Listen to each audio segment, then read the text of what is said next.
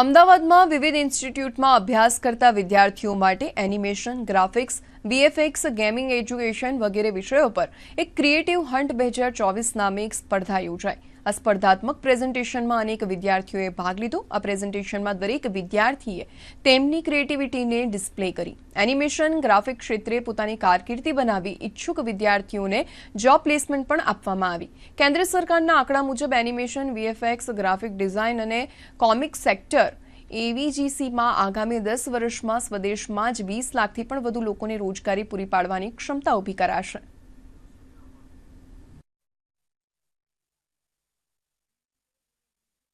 ગવર્મેન્ટની યોજનાઓથી આજે પેરેન્ટ્સ જે લોકોને એવું હતું કે પહેલાં ખાલી એન્જિનિયરિંગ કે ખાલી ડિગ્રી લેશો તો જ તમારું ભવિષ્ય બનશે, એવું નથી.